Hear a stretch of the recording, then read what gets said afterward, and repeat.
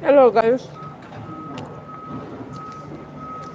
Yeah, your girl came to write exams, so learn and write exams.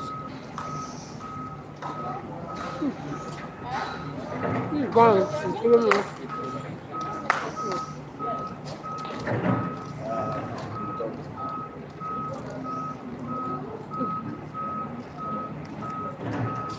This is bias some. Yeah, that's where I am.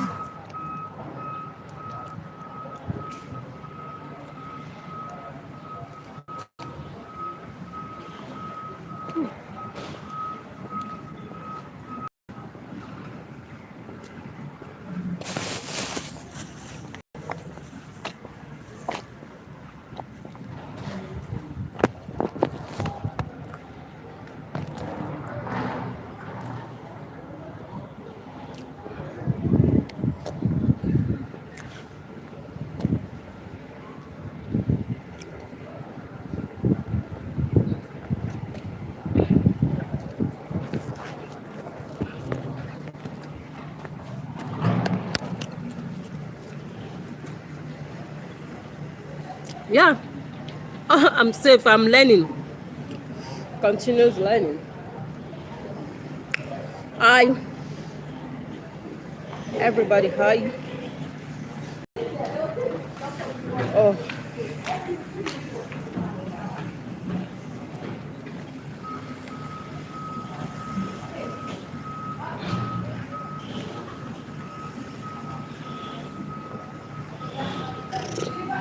okay. Time to go inside. Hi, everyone. I might not be able to talk when I get inside, so let's go inside. So I will learn more. Learning never ends.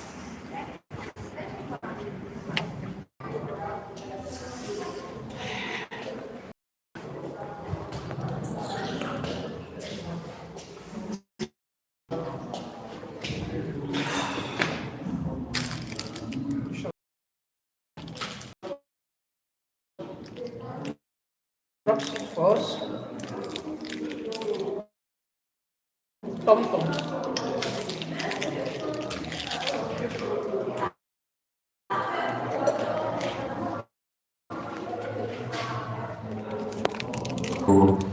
Where we are today. So, our policy areas, including improvement courses, society's ability to solve the problem, and then they have promises of solutions to it.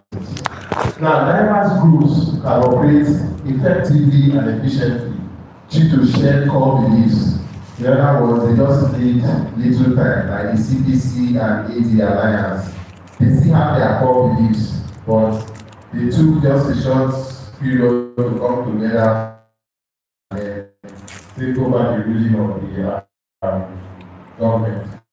Now, policies are likely to change unless the group supporting status quo is no longer in power.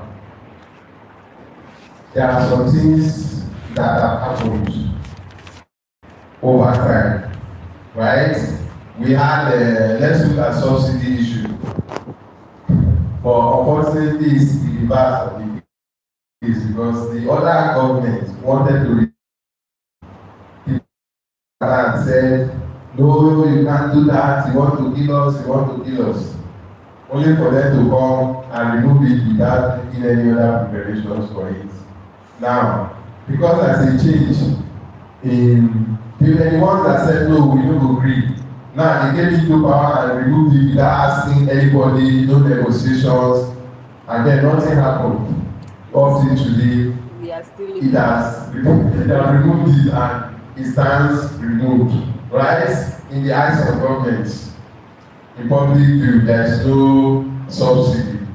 While the other government was negotiating, trying to create a separate of influence, we see some of these problems. So if there is a change in the group supporting status quo, each and other. For instance, sometimes ago you may have somebody who came to steal your phone. You arrested the person, took him to station, and then a phone call will come. Let that man go. The superior order has come. They will let the man go. Bros, I go dey declare about your phone. Alright, so that can also cause these are for the benefits of having coalitions. Now we have what is known as power politics. This theory proposes that power, political power or whatever it is concentrated in the hands of a few persons. And if we look at our country, it appears to be true. Power is concentrated in the hands of a few. Just a few persons. Maybe 109 people in the Senate or wherever, and then sometimes even not all of them, because when they are sitting, you find some seats vacant. Some have never spoken. The eyes will always back. The eyes have it. They are still raising your hand, and then they tell you the rules of the houses. After the gavel has been dropped, you can no longer make any comment about it. And then they pass it. And you can't do anything about it. Right? So, just a few persons. They said,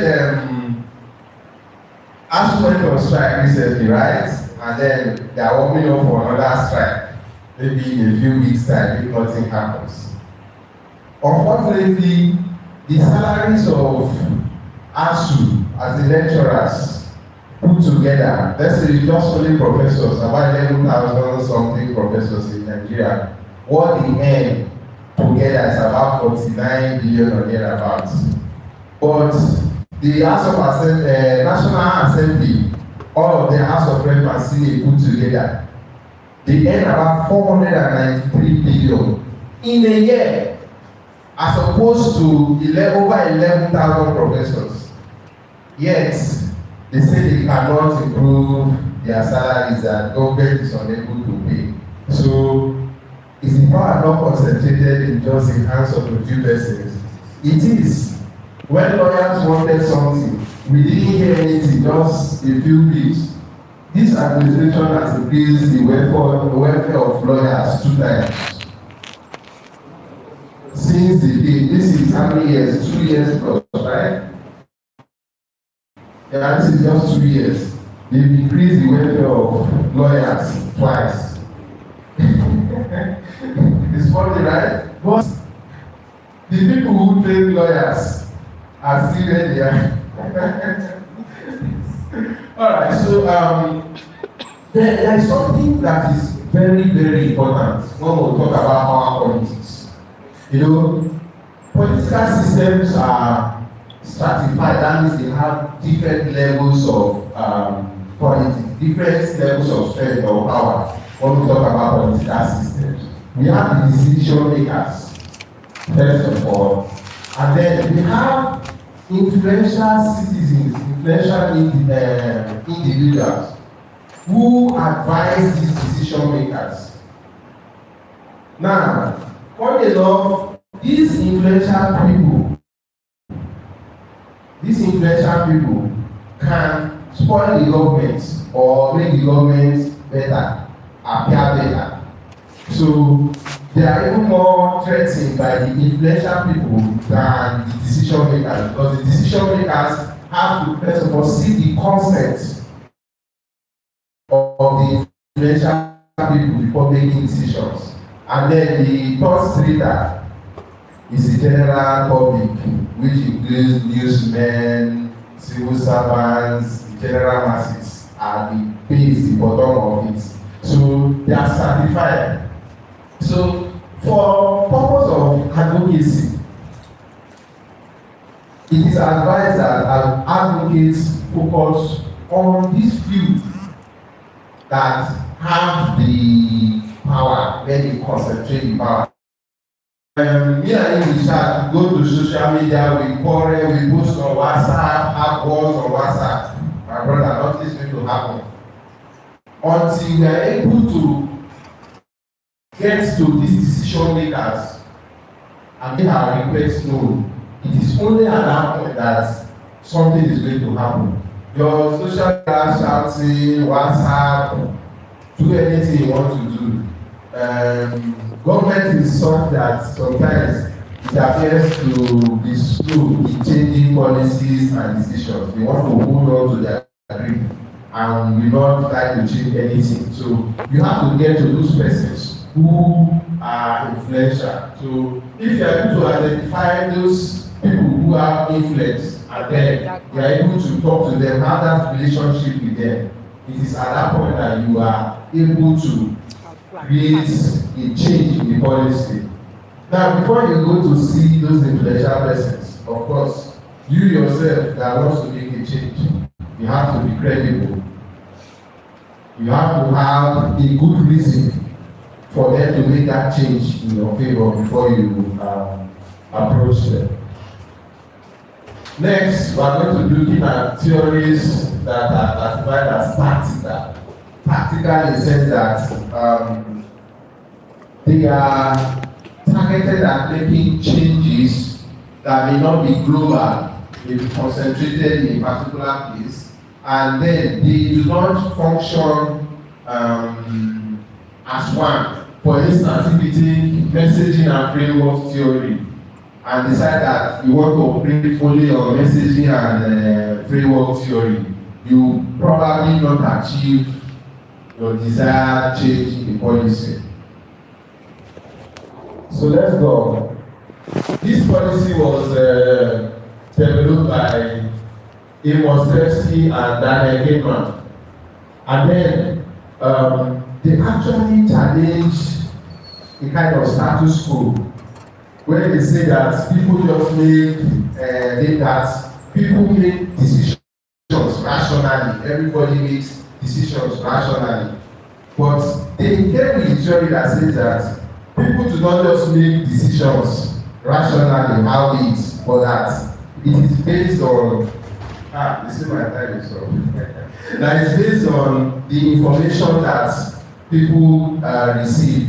For instance, if I write a sentence, let's eat more, let's eat more, and then I write another, the same word, another statement, let's eat, I put a comma and then write more. Are these two things the same? They are not the same. The first one, you can interpret it that they are saying that let us eat our mother. The other one says, mom, let's go and eat. That's what you mean. So it depends on how information, people receive this information. That will determine how they rationalize their options. So people tend to simplify decision making and evaluate their options in terms of direct consequences rather than the choices. Okay? And then decision making can be inconsistent. Because I can decide now that if I come and tell you right now that Bruno has changed us, that we are supposed to all get computers and laptops in this training. Now we are taking the money, so let us go and meet him. Say, not true, we are all going to meet Bruno. Then we meet Dr. Peter. I said, where are you going to? Say, this man is taking our money for laptops. He's supposed to give us laptops for this training. Say, no, this is not. This is the thing. We are supposed to come with laptops. That is the information that was passed. Say, okay, it is like that. Let us go back. So decision making can be inconsistent depending on the information. There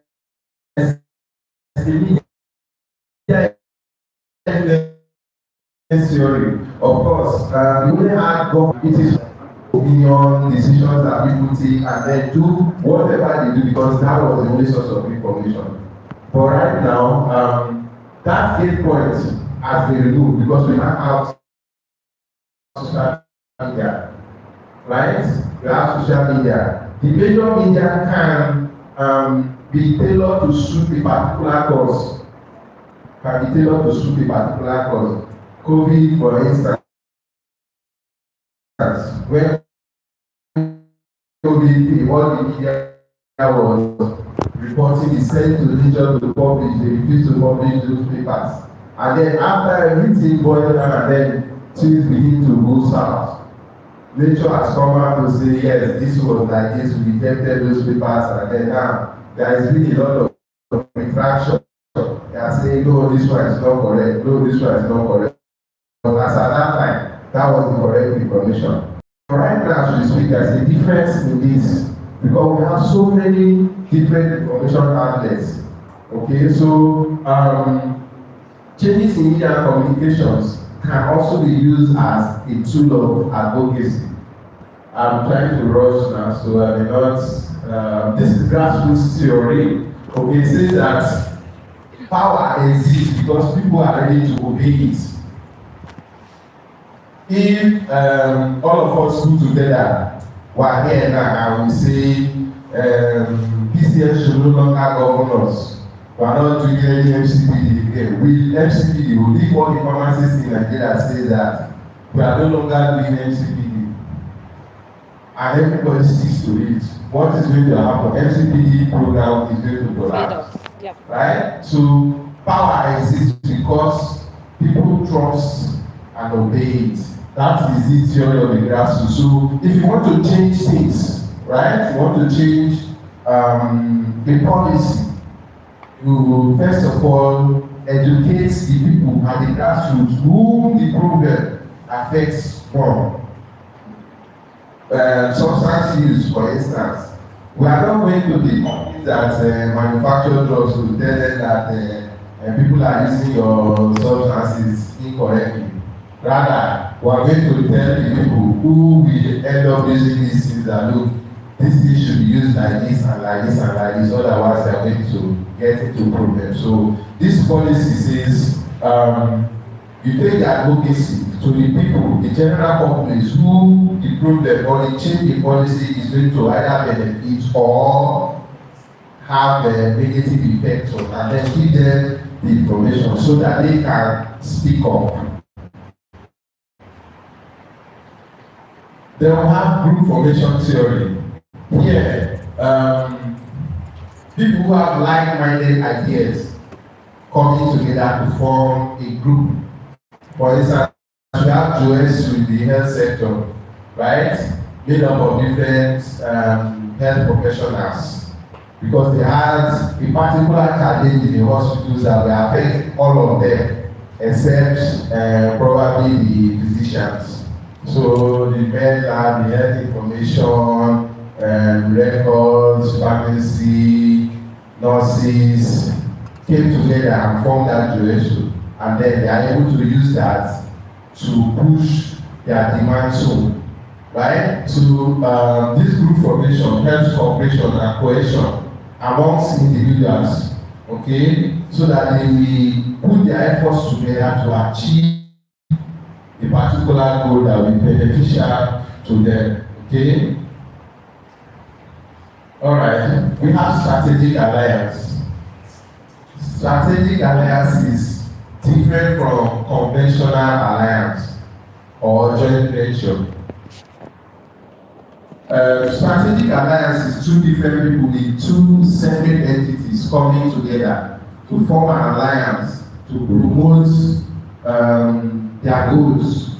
For instance, Heartland, I'm just trying to use something I used to, Heartland or GAIN, okay, they had a program for HIV, and their purpose was that they are targeting reducing infections, transmissions, and taking care of people who are infected. They couldn't do it by themselves, they had to do it collaboration and alliance with community pharmacies, laboratories and stuff. They may not directly have financial gain in this, but by doing so, they were able to achieve their aim of penetrating nooks and crannies using pharmacies and co. Pharmacists, in the other hand, they have made maybe a few naira here or there when the patient comes to have a reading of his ART. Maybe they buy supplements and some other stuff, okay, from the pharmacy. So pharmacy too, we have some benefits while the goal of gain or Heartland Alliance is being promoted. So that is a strategic alliance where people come together, having their separate entities to form an alliance that will promote their identity and promote their goals. They still operate individually. Alright, there are benefits to it. You can help them to achieve their business goal or objective. Help them to maintain competency. For instance, if I have a training agency and then government decided that they want to do something, maybe they want to give all civil servants laptops, and then I'm a IT training institution, they can have a partnership with me, and then government sends their people for me to train them. While I train them, government buys, procures the equipment from me. So it's a strategic alliance. So it also blocks threats. For instance, JSU Commission has helped to come some things in the health sector. It creates and maintains strategic choices for the firm, and then mitigates significant risks in business. Then, these are some of the benefits. You have access to supplementary services, opportunities to reach new markets and targets, increase brand awareness, access to new customer base. But there are also demerits, because in that strategic alliance, one of the entities cannot have absolute control of how people perceive their business. For instance, the Heartland Alliance and community pharmacists. The community pharmacy will get to attend to the clients, okay, say take your medicines and go, okay?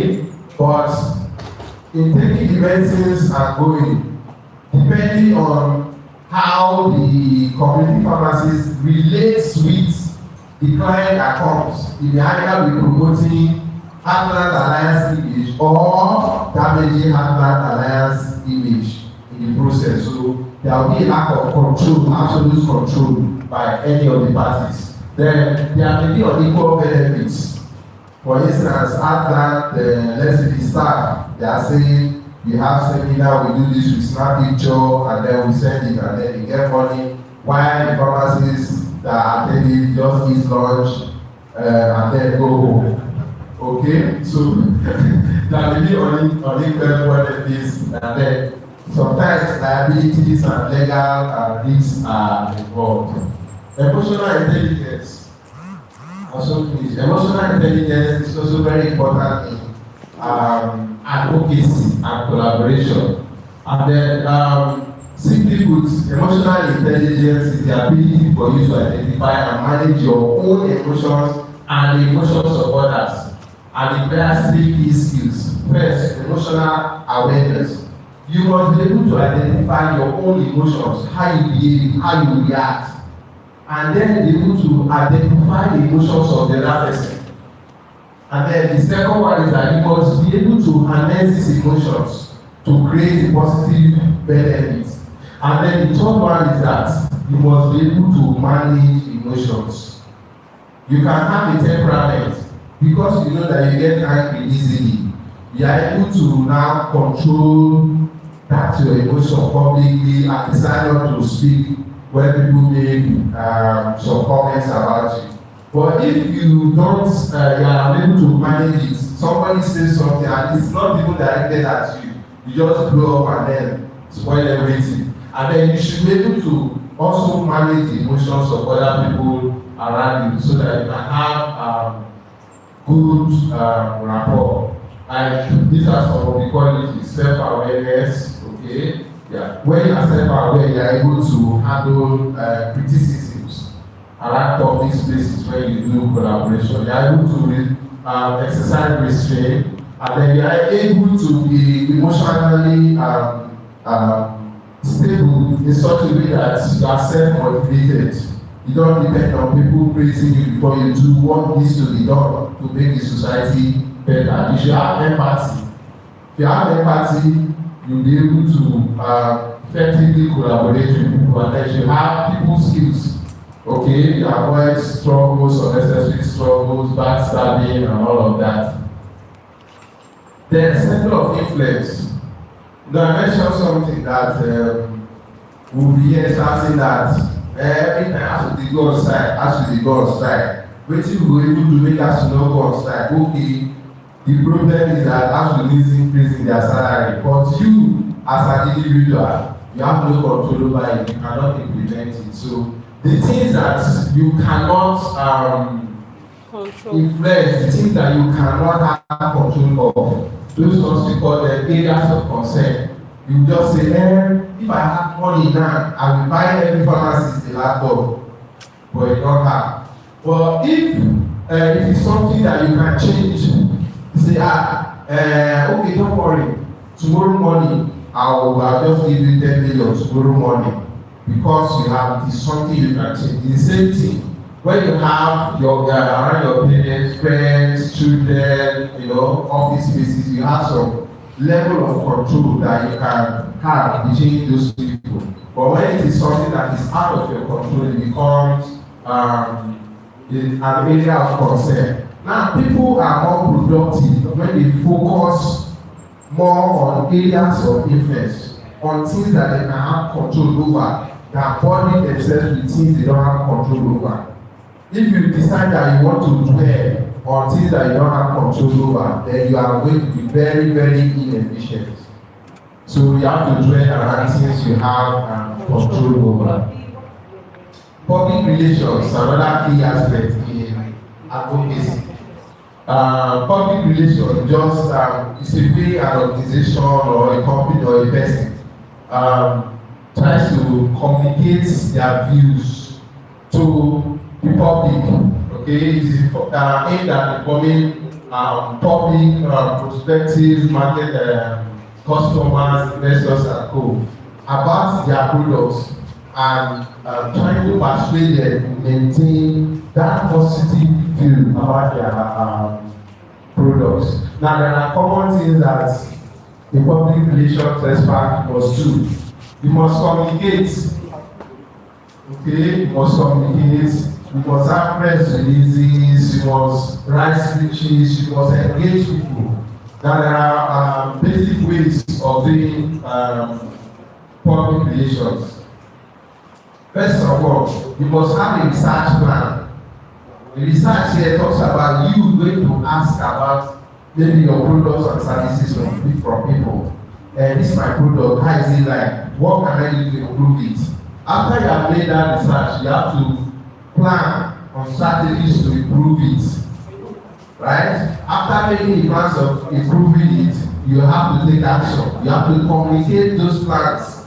After making it, communicate it to the public that look, from henceforth we are doing this to improve our services. After you have deployed the plan, you have to do an evaluation. You need to go and ask questions. This new thing we've done, how has it improved our services? How has it affected you positively? So these are steps in public relations. Okay? These are key 3 goal points. Number 1, we need to know that advocacy empowers individuals to act on issues affecting them. Number 2, there are specific theories that you need to operate in effective advocacy strategies. Then collaboration through alliances will enhance your success. And then emotional intelligence and relationships are things that you cannot take away from teamwork and collaboration. Thank you for listening. Thank you very much, Dr. Marwan. One. So moving straight away to the next.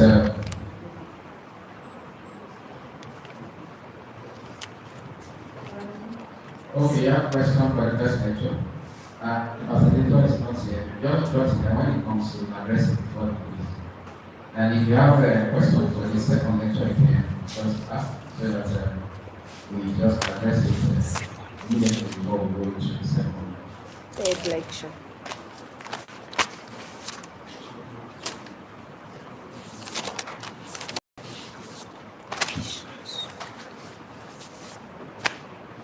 Pathway to the third lecture. So, in the absence of no question, we'll just move to the next one. We'll be looking at biostatistics, and then we'll move to operational research, and then we'll wrap it up with first aid and emergency care. So we are making progress. Yes. I believe so we are updating ourselves. It's update lecture. Yeah, it's not Biostatistics. So myself and Dr. Peter will be looking at biostatistics in the next 20 minutes. So at the end of this lecture, we expected to look at these objectives, understand the concept of biostatistics.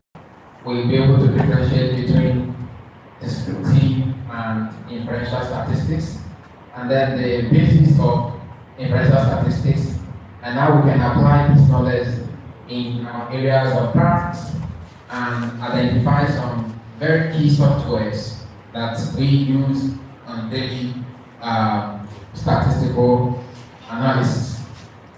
Now, anytime you hear the word statistics, something drops in the mind. And what drops in the mind is data analysis. Everybody do data analysis, formally or informally. The lady that goes to the market, buy the foodstuffs, and then you come back home, try to wash your meat, put everything together, and at the end of the day, you get a very good sweet soup. You have done data analysis. And that one is your domestic analysis. Now, that also implies in the hospital. A patient comes to you, you clerk the patient, you analyze what the patient said, and then you're able to make a decision for the patient. You have analyzed data. Now that is also not really formal. But formally, when you now talk of data analysis, you are talking about gathering data and then getting them to give you an informed decision. Because data analysis usually helps you to make informed decision. And now when you now talk of biostatistics, the word bio means life. Of course, we know already. And so we are now looking at statistics that has to do with pharmacy, biological science, and all of that. And which is very, very key in our practice on our daily lives. Now, research is what actually leads into data analysis or biostatistics. For you to conduct the research, the first step is usually for you to now do what they call the literature test or literature review. Now, it's the literature review that will now show you the gaps in that area. Then with those gaps, you'll be able to now identify what and what you can do. I always tell people, there are a lot of questions or there are a lot of problems in this world. So your research is not the one that will solve all the problems.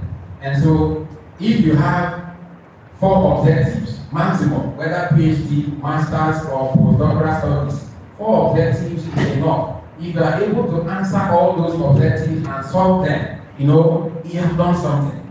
Not listing 7 objectives and then at the end of the day, you are not able to get anything. Are we together? Yeah. So, you, after doing that, now you ask yourself question, what can be done? Then from your question, you now generate your objectives. From your objective, you have your hypothesis. We usually have the ultimate hypothesis and then the null hypothesis. Okay, the biostatistics usually have high blood pressure. It could be null hypothesis or ultimate depending on your study. Biostatistics does not have high blood pressure. Now, after your study, maybe you conducted a study among biostatistics, irrespective of the age or the sex, and then you now discover that the blood pressure is always high. Then you now accept one of the hypotheses that the blood pressure is high. Whereas if you now consider or the result shows that the blood pressure alone is also one of the hypotheses, so you accept it. So in every research, you either accept or reject one of the hypotheses, and then you go with one of them. And that is key. Now, why is biostatistics very, very important? Just like I said, it enables us to make informed decisions. It enables us to make informed decisions. And then also, in our clinical design, of course, clinical trials, biostatistics help us to analyze the data. Now, if you want to check the safety of a drug, it is the biostatistical method that you will apply to see if the drug is safe or not. And also, in clinical data, it helps to interpret your data very well. Now, there is a way you present your data. That someone who is not even in your field will look at it and appreciate the data that you are presenting. But there's also the way you present the data that no matter the expertise, they will find it difficult to understand what you are presenting. So the last thing is it also promotes evidence-based healthcare and scientific reasoning. Now, when you have conducted your research work and then you have done your statistical analysis, you have arrived at a result. You are very confident of your result, and that is what they call the evidence-based, something that you did by yourself. And so anywhere you are starting to present or talk about that thing, you are very, very confident because you did it by yourself. And that is one of the importance of biostatistics. It creates confidence among pharmacists or among clinicians. Yeah, there are different methods of showcasing or presenting your data, as whether it is descriptive data where you summarize what you have done, or inferential data where you draw conclusion from a small population. For instance, you carry out a study in Sagama, and then you now infer the result to the whole Payasa, that Payasans are likely to have this, Payasans are likely to do this. But it's not the whole Bayelsa that you conducted the study in one local government area, but you are now inferring it into the whole Bayelsa state. Just like someone who conduct the study in Bayelsa and said, okay, South people are this. You conducted the research in Bayelsa, but you are now inferring into the whole South. That's differential statistics. Now, we have the line graph. There are different patterns that you introduce your data or show your data. You have the histogram pattern, you have the bar chart, and then you have the pie chart. Now, all these methods, they have their uniqueness. There are some data that you cannot use histogram to represent. There are some data that you cannot use this pie chart to represent. For instance, if you are looking at male and female category of a certain issue, it's very difficult for you to present the that data with bar chart. But with the bar chart, it's very easy. You can just see the chart, and then read your results. So bioinformatics and computational biology is also very significant when you have to do with biostatistics. Now let's take a break and look at what descriptive statistics is all about. Now, if you look at this, is not working. I can context some things. But if you look at the right hand side, you see the different category of descriptive statistics. Okay. So you have the major or central tendency, which we are very, very much aware. The mean, the mode, the median, and then we have the measure of variability, and then you have the measure of frequency distribution, just like the histogram that we saw in our previous slide. So descriptive statistics involve different methods. It could be a different way that you design your study, and then the ability to organize the data, summarize them, and then present it in a way that will inform the person who is listening or who wants the result to make a decision. Because the essence of any analysis is for you to give a reason for people to make a decision or policy makers. Now, descriptive simply means they describe the exact thing that happens. Two persons come out with this. So your result is just two persons. 10 persons came down with this, your result is exact 10 persons. So it's descriptive. You are describing the exact thing that you got from your analysis. And so it also involves univariate and then bivariate analysis. Univariate is very few. Bivariate when you have several data that you are trying to compare. Alright. So for univariate analysis, like I said, it distributes a single variable just like our central tendency, like the mean, median, and all of that. Now, for bivariate or multivariate analysis, it describes the relationship between two groups, maybe those that have high blood pressure and those that have maybe blood sugar or diabetes. What is the most frequent other disease that follows them? So you are trying to describe the two groups, or male and female, who of them come down with a particular type of cancer. So you are trying to describe those two groups. And also, bivariate analysis, you can also use it to do what they call the bioequivalence studies. You have a generic drug and then a branded drug, and so you want to see how they are bioequivalent. Whether the claim amount is also the same as the one that the generic contains. So that is also a multivariate or bivariate analysis. And then also, if you want to maybe checkmate the performance of health facilities and all that is provided they are comparing two data, from two groups, that analysis is known as bivariate or multivariate analysis. Okay, so these are a few descriptive statistics, which we have already seen in the other slide, like the mean, the average of values. So if you have 10 values, if you want to get the mean, you sum them together, divide by 10, and then you get your mean. The median is the middle value, the mode is the most frequent value, and then other things are there. All these are things that we already know as pharmacists, so I don't need to go deep. Alright, so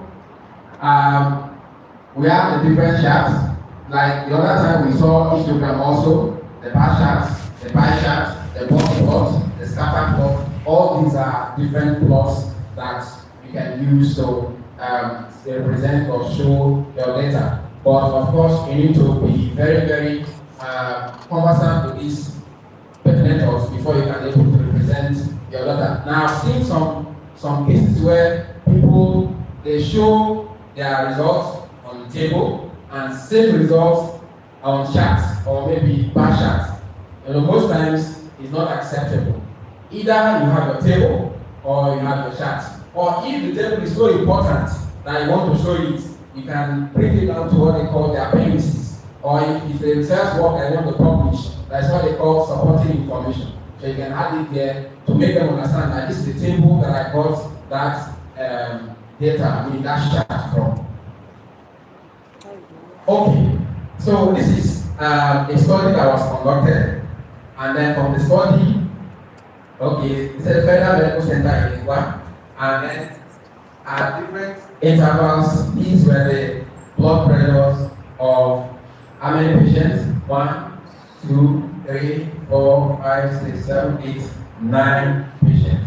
So find the mean, the mode, and the median and the range of the systolic pressure in a data set. So when you have a question like this, what comes to your mind? If you don't read the question very well, you may want to sum everything together and then get your mean. Because somebody can trick you to the point of summing everything together, divide by the total number, and then give you the result. So if you don't now take your time to read the question carefully, you may get the wrong result. So what is the mean of these numbers? For the systolic, we are looking at the systolic pressure. What is the mean?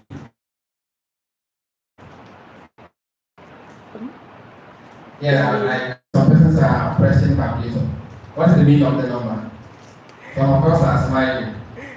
Say, well, this is too small. It's above our level. I know it's above our level. Let's just play around. And what does it mean? I'm waiting now. They said the mean is the average number now. So we are looking at the systolic pressure. Yes? 19? 180. Okay. And then what is the mode? The mode is the most occurring number. Okay. And so if you are looking at the systolic is this one. And this line. Yes, yes. What's it? 1 to 5 is the mode. Good. Then what about the median number? The median number is the one that's standing at the center. Bar. 140. So what's the median? 140. Eh? 140. 140. Okay. How about the range? The range is the difference between the highest number and what is the least number. So what is the range? 60. Look at it very well. 180 minus 1. So what is the difference now? They said the difference between the highest and lowest. So if you want to find the difference, what do? You subtract it now. Very simple. So what is the mean? We have not gotten the mean. Let's get the mean first now. Mean is what? 134.6. Okay. So we have the result. They said the mean is 134.7. Maybe there are some fractions. Then the mode 125, median 140 range. So we are very good statisticians here. Congratulations, we got it. All right. So let's progress. Okay. Is it difficult? It's straightforward. These are things that you do even without pressing calculator. If patient comes to you with some kind of prescription, just look at it and say, okay, this one, if I'm going to be giving PD for 7 minutes, what will I do? Just within few seconds, just get your answer. How many tablets am I going to dispense? If it's to be taken 3 times a day for 5 minutes, just get it. Very common with our paracetamol, where you have 2 tablets and TDS. Just calculate for 3 days, what you go. Are you together? Yes, sir. All right. So let's now look at the inferential statistics. For inferential statistics, like I said, you are making an inference. You are inferring a smaller result that you have gotten to a larger population. You got the result from N1, where you now try to extrapolate it to Bielsa, with understanding that what is optimal in the has almost everyone from Bielsa, local government areas. And so you assume that what is happening in the should be available in other local government area. Okay? So it includes your hypothesis testing, confidence interval, regression, and correlation. Hypothesis testing is very important. Just like I've explained, every study have the null hypothesis and the alternate hypothesis. Now your study, once you have done your analysis, is your analysis procedure and all of that is a process of testing the hypothesis. The result will tell you which of the hypotheses to reject or which one to accept.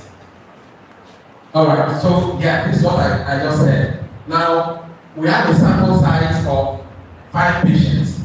Now, the study was conducted among these 5 patients, but now the statisticians or the scientists now inferring what evolved from these 5 patients to a larger population.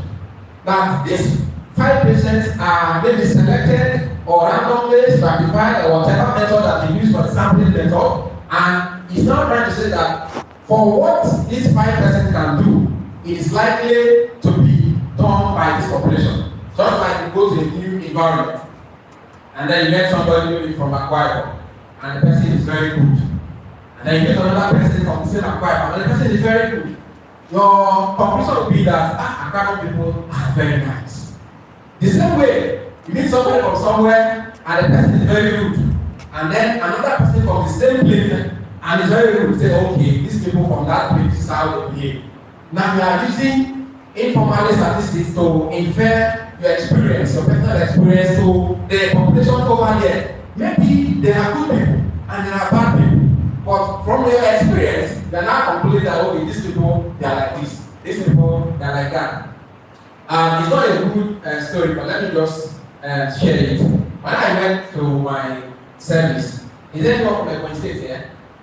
Please don't be angry. I thought that Bielsans can actually drink alcohol, but getting to Ebonyi State, I feel precisely. I observed that from here we are learning. Yes, we are actually learning. They can really drink alcohol. And I stayed there for a year. And so all through that period, I observed that same scenario. It was not something that maybe it was not because of the occasion that they were drinking. No, it was a norm. And the women are very hardworking. But the men will drink without there. Compared to Bayelsa, they are still coming on. In fact, they won the second trophy for continuing alcohol after Lagos. I think in 2020 or thereabouts. Wow. And people, not the whole state, one local government area. Alright. So that is that. So we can use it to test hypothesis. Then, okay, so we have different methods of sampling. Okay, you have the random sampling method where you just, okay, maybe just pick paper, push yes and no, and then give to people. So anybody that select no, go this way. Anyone that select yes, come. It's random, we are not picking. And then we have also the stratified method where, okay, this one will be the one to do this one come here. You also have the cluster method where, okay, people from this side, you do this. People from this side, you do this. That is a clustering. And then you also have the systematic method. So your study pattern will inform how you do your sampling. Then another important factor in every statistic is the probability of what you are doing. That is the statistical significance, which they also call the p-value. Now, most of the software that we use in statistics, the p-value is set at 0.05. Sometimes they call it the alpha value, but usually it's the probability. Now, the p-value is set in that way that if at the end of your comparison, if the p-value falls below 0.05, it means what you are comparing is statistically significant. Where the p-value is more than 5 or 0.05, it means there is no statistical significance of what you are comparing. Is that clear? Is that clear? No. Okay. I said that is what they call p-value, right? Now most of the softwares, the p-value is set at 0.05.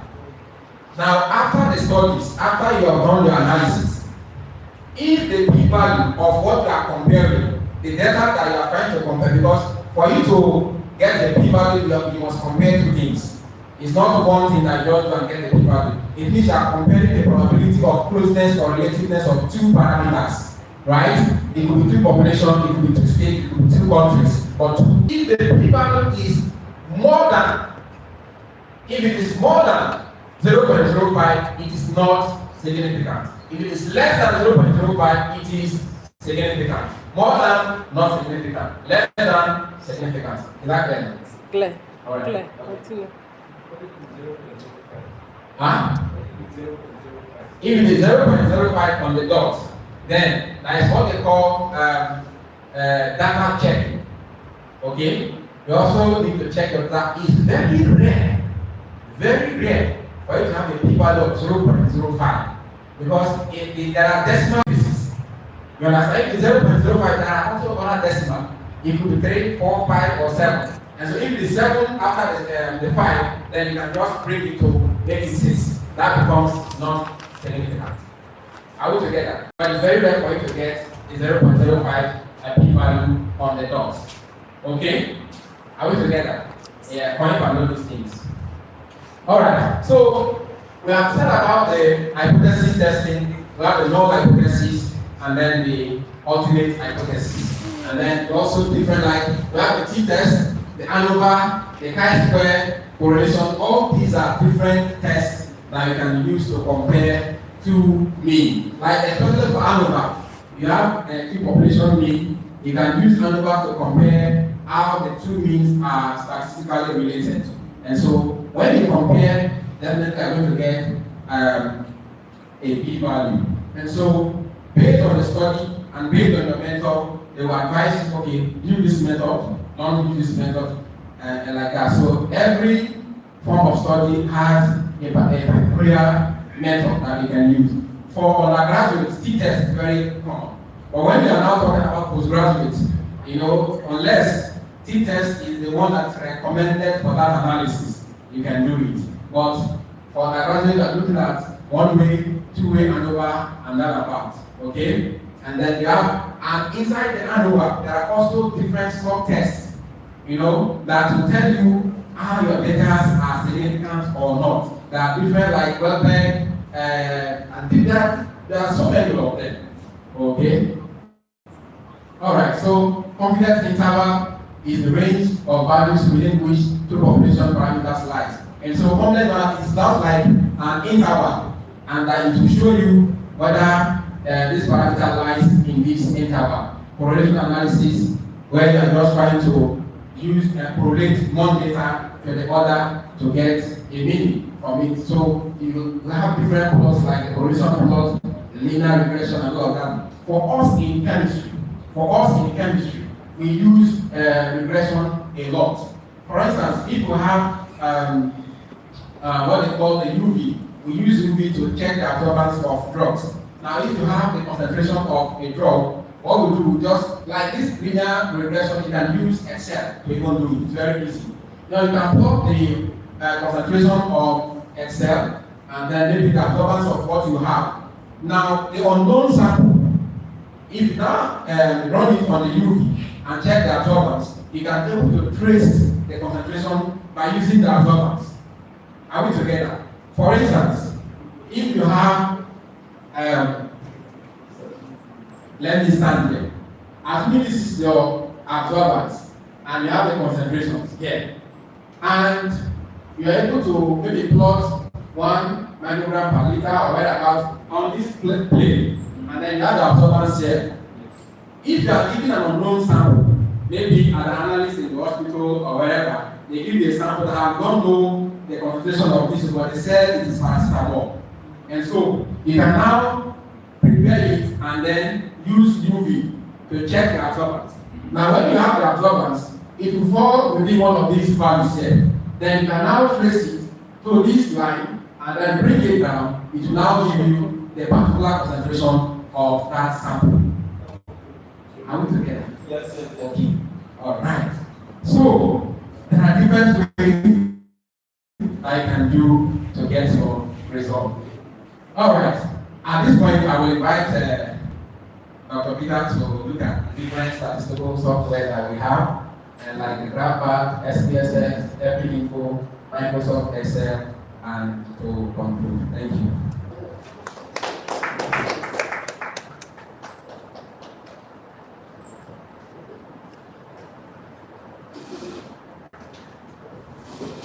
Good morning, all. Good morning, sir. For statistics, just like what Dr. Bumi mentioned, I'll just summarize two things before I look at the basic software that can be used. For statistics, we notice that most of our professionals, we are not using statistics. And the current trend of training and pharmacy practice, you require statistics in your community pharmacy, even in your hospital pharmacy, because we only those that in the hospital to also do some form of research. And in view of that, we said there is need for you to know first the elementary certification, distributive statistics, where we are looking at central tendency. And central tendency, we just give the mean, the central. We are looking at the big average and analyze the data. Going to influential statistics, at that point you describe what is happening in your research, but you cannot make a conclusive decision about your research.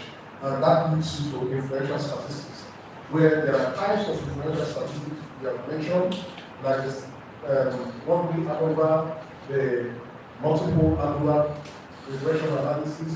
You also have your t-tests and fairness to correlation and Spearman correlation as well too. But for the influential statistics, it's important we know.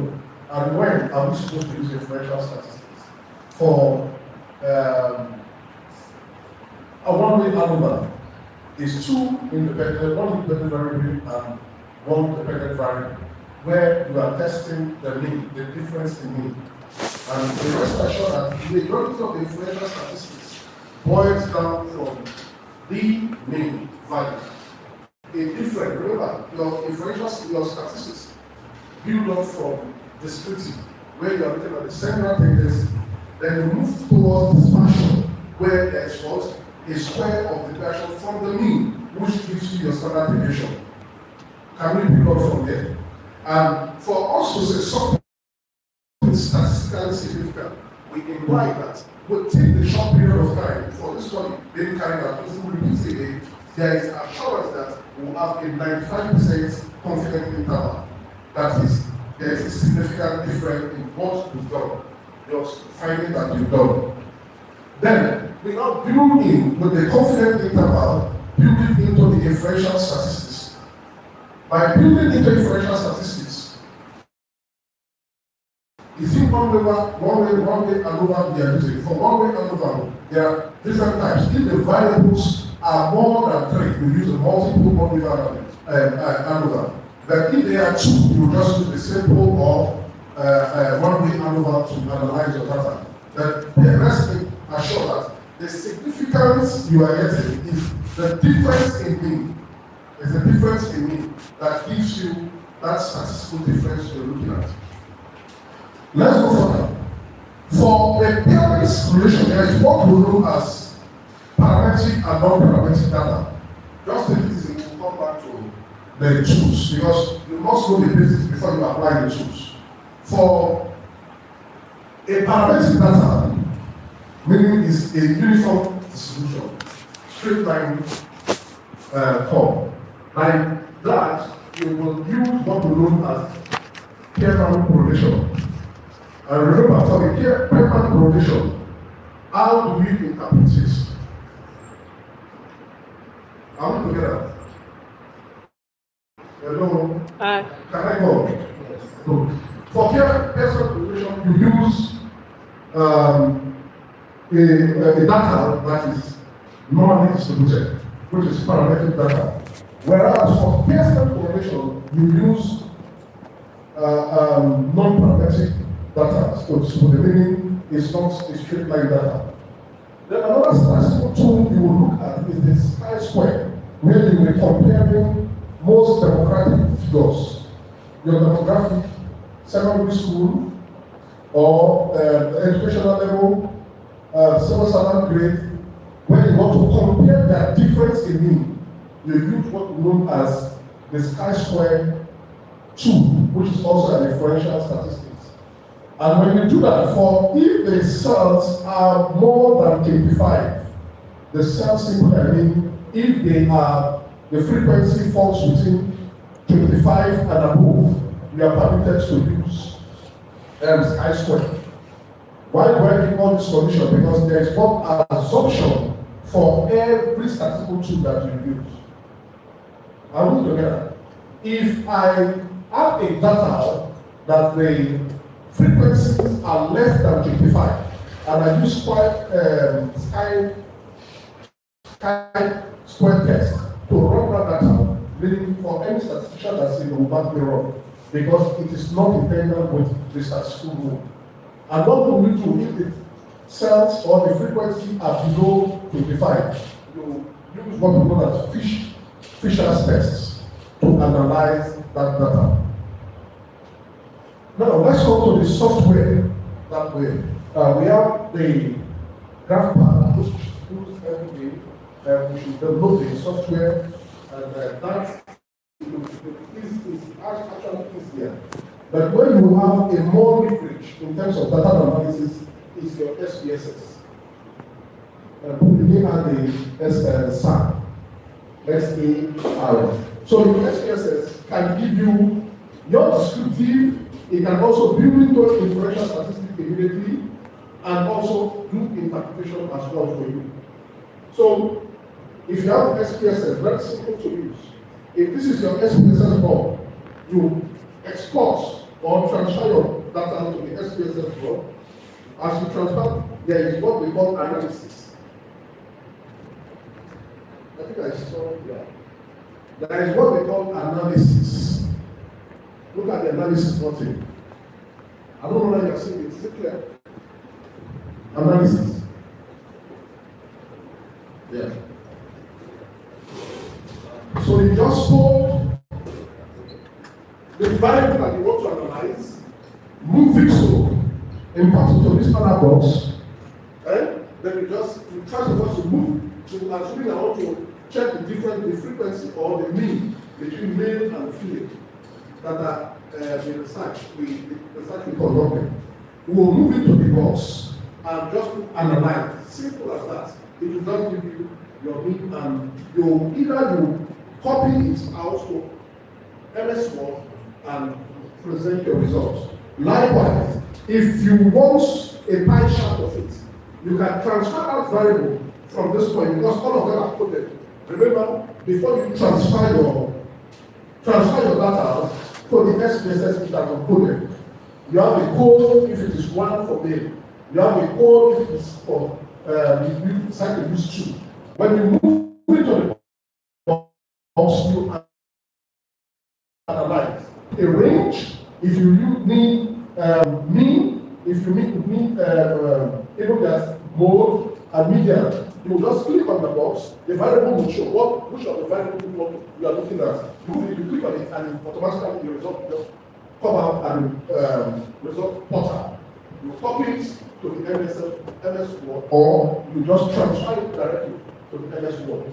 But for data analysis, it is important that most times especially for skyscraper, I advise that you transfer the data right away to the MS Word because it's a large data. It will take a lot of time. But for statistical significance, t-test analysis, also one-way ANOVA, those are things that you can just write on your MS Word. I think, who should I take it? Next slide. That's what we have.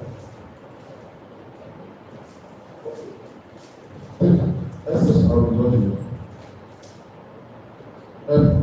You will come and speak on the EP4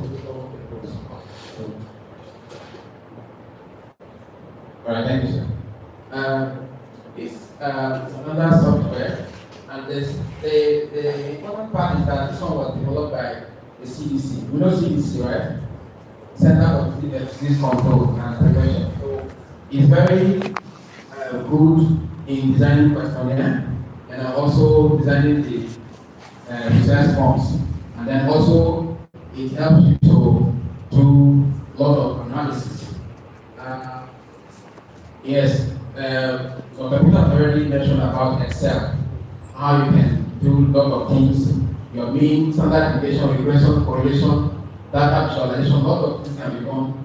And now we have what they call R apps on Excel, to the point that you can connect it to the internet and then do a lot of analysis. And so these are just general uses of the GraphPad, Prism, and then Excel. And then there's another one. This is called Mastro. This is specifically for medicinal chemists, those that are doing chemistry work. It's very good for medicinal chemists where it enables you to check the binding mode of a particular drug or a drug that you are trying to discover with the receptor. This one is a typical display of the protein and then the drug binding together. So Mastro and Pyball, they are very good softwares, bioinformatics softwares for medicinal chemistry. And then there are a lot of other softwares that we have. I know some of you have more ideas on these softwares, and a lot of them, like the SAS that Sarah was mentioning, statistical analysis system. They are all different methods that the biostatistician uses. And then when you integrate the softwares, you can do a lot of things. I know during our Franken time, we heard about the qualitative structure analysis relationship, structure activity relationship of compounds. And so there are softwares that you can also use to study the pharmacokinetics of drug, how the drug is absorbed, how the drug is distributed, how it is metabolized and extracted from the system, and also visual screen. Visual screen is like our Mastro. You can use that to do visual screen. Now, in summary, the hallmark of statistical analysis is to enable us to make informed decisions as health practitioners. Whatever you are deciding, whatever you are doing, something should inform you, in the population that you are working with. Without doing proper analysis, it will be difficult for you to just make a statement. That statement is hypothesis. Until it is proved, it's an hypothesis. That is why we test hypothesis, and then at the end of the day, we'll make a result. So these are some of the references I believe we understand. Thank you.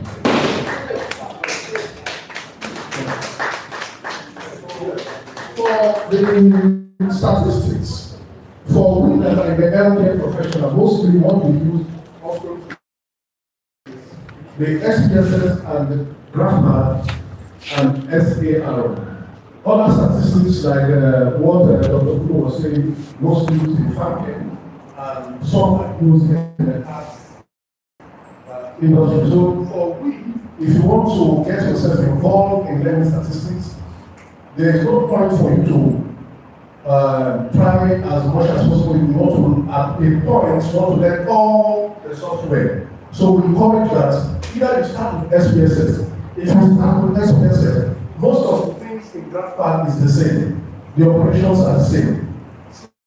With the SAR. So we always encourage that start with SPSS. When you start with SPSS, you have a variety of things that you can do with your research. Then, if the time permits, you cannot go into other software. But it is always good that you start with one. Thank you. Thank you very much, Dr. Peter. So we are moving on to the next, second to the last lecture for module 13 today. And thereabout, we just take the keys very.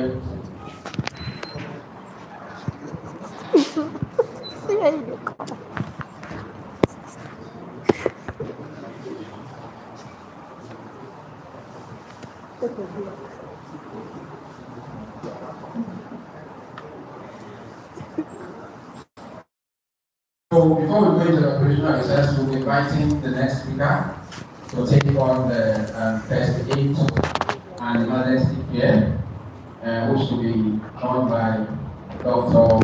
Okerogene Agogo. Yes, thank you. Let's encourage them. She's coming. So let's make it very simple. We are beyond time. Thank you. Snappy.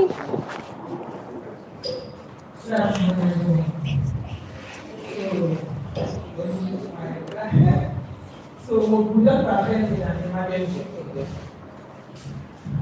So interesting that it's a physical talk because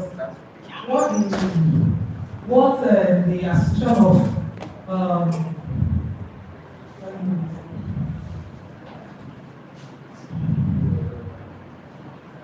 okay. So the first thing actually, first thing is not only for healthcare professionals. They've classified that ordinary people can learn first aid. This is because disaster, critical issues can come up when we are anytime. Then how skillful are you to help people around? So I'll be looking at definition concept. Then also we'll be looking at some safety techniques.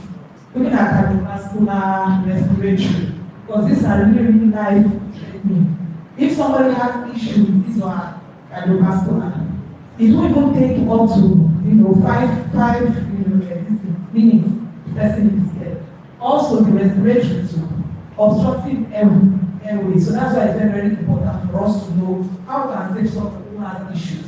Then the musculoskeletal system, we have issues. When somebody can come up with bone, maybe fracture, and all that, what can you do to help before you take the person to the facility? Then we have some diets, things, accidents, like burns, and also injury. Now, I was talking about the International Licensing Committee of Resuscitation. It defined force aid as that helping behavior, that initial help that you offer to somebody before you take the person to the hospital.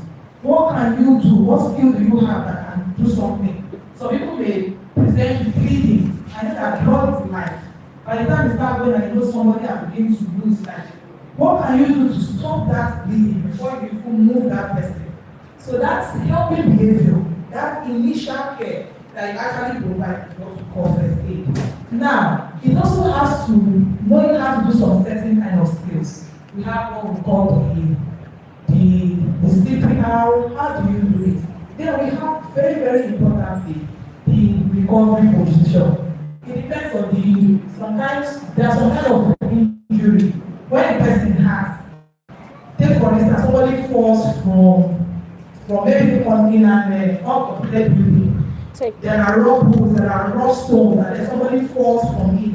Now you want to help that person. How do you carry the person? Sometimes when you carry the person, they even cause more harm to that person. By the time they take the person for treatment, when you carry the person, they are even contributed to why the person may even die fast or be deformed. Then the difference of emergency care. In emergency care is actually skillful. First aid, whether you are skillful or not, ordinary person can learn. But in emergency care, most of the time, they not most of the time to hospital. People will be in hospital. Now, even if you are working in the hospital, especially those in the hospital that are around, depends on the unit. Some people are not in the center, so they feel unconcerned. But in the situation one time, I think the Federal Medical Center, they had a crisis, I think there was crisis. And we got to hear that everybody was on deck, doing first aid, sleeping out because the casualty was actually much. So the physicians were not enough to carry out the care. So how do you respond to life-threatening injuries? You have to prevent it. So in emergency care, you have to know some certain things. How to try the toilet. Okay. Alright. Then please, we should not litter the place. What is your place? Please, you can pick whatever you have. You can just handle. Don't litter the place. And so, most importantly, how do you control bleeding? How do you control bleeding? That also matters a lot because in emergency care, there are certain things you should do. We should not say, I'm not a nurse, these are the people that do this. We should learn to do such things. So we should not wait for the pharmacist in the emergency unit. Then, like I mentioned before, we said the World Health Organization was recommending that everybody should learn CPR, especially when it came about for those who are actually drowning. If you watch people who save those who are drowning, most of them are not even healthcare professionals. They just have that skills, they know how to do it. So it recommends that people should learn it. And then the American Health Association also said that life can be saved each year if CPR is actually performed early enough. Sometimes person may have pause, but the pause is actually failed. What can you do to bring it up? There are thousands of lives are saved each year by ordinary people who choose to learn first aid. Like the first aid club that they have in this state, majority of them are not even healthcare workers. They are not. We did the training one time during Dr. Ronary's time. Some of us have the certificate, it's always to be renewed every 3 years. How many of us are going to renew it? It's still up. They are still there. So what to follow up, because your membership is not forever. You follow up just as you do this MCPD, you must renew your skills and all that. The first thing is important to save lives, to prevent other injuries and to promote quick recovery. So first aid is actually different from basic life support. Many of us have these certificates. So persons are born, they have it already, basic life support. This one is different entirely. This one is to make sure that as a healthcare professional, you help somebody who is experiencing cardiac arrest, experiencing distress or any obstructive airways, those are emergency. Then you must also know how to use some basic, sophisticated equipment. We have a very common one, the defibrillator. This one we have both the automated one and the non-automated one. The non you have to, and the shop was mimic what the heart also does. So, but for the automated one, that one you have no stress, you just attach it, and then it does everything for you. There are so many things are now very easy for, even when you are giving therapeutic total parenteral nutrition, you just adjust it adjust the particular rates that you want to be going to, it will be going for you. But the manual one you use syringe, you will be putting it in bonus. So the people have made it very easy. This is the automated one. In fact, you can see it's actually different from the non-automated one. This one is just like a simple pad. It's not hard. And so we talked about recovery position. When somebody falls, sometimes there are different things that make it. Somebody may just be acting, somebody may be jogging, somebody may be running, and you just get the person slumped. How do you put the person in a recovery position before you carry the person? You lie the person flat on his back, then you use the left hand and put at the side of the person, then you use the opportunity to turn the person, because you will also raise the other leg up. Then at this position, this person can be carried to wherever you want to. If it is the emergency unit, the person can be carried. But if you don't do that, because when you turn the person, sometimes you notice saliva will be coming out. Sometimes if you don't do that, that saliva that you think is just saliva can cause obstruction in the airway, and that can even choke the person. So as simple as that, you must learn how to put the person in the recovery. So this is you place the person in the recovery. When you notice that the victim has started to breathe normally, then you can carry. What if the patient is not breathing? You try what you can, you use your AUD, and the person is still not breathing. Will you give up? Sometimes there are causes that are faint. You are faint, then you refer. We know that there are times you try, especially when the victims are much. There are cases where the victims you do this one, you go here, you come back again to that person, because the people that are doing it are few. Then these are basic facts about first aid and basic facts about BLS. There are so many things that are happening today. No traffic accidents have caused about 1.24 million deaths. But here in Nigeria, most times when we see accidents, you see people gather. Instead of you hardly see these taking pictures. You see people hardly come to them because they don't have that basic skills. Among the crowds that gather to watch, you have one or two, you save life. Then we have injuries that come from drowning, poisoning, falls, bombs. It killed about 5 million people worldwide. And we are told that an estimated 346,000 people die worldwide from unintentional poisoning. So what do you do to save life? So about the cardiac arrest, basic life support, about 88% of cardiac arrest occur at home. The person is not even busy, the person is not even living a sedentary life. Sometimes they are even active and it happens. So maybe only 32% of cardiac arrest victims get CPR from a bystander. A bystander is someone who is not a health professional, just knows the skills and knows how to do it. So 4 out of every cardiac arrest occurs at home. So what are the things you need to do if you're a pharmacist in the hospital? Because you say emergency in order to say it's not my business, but in the hospital you look out for safety. Don't just rush. They rushed in a group of persons. Like 1 December 25th, I was at home. I was at work. One vehicle, children where they were doing snapping picture, I think around Uganda. They just went and claimed crushed majority.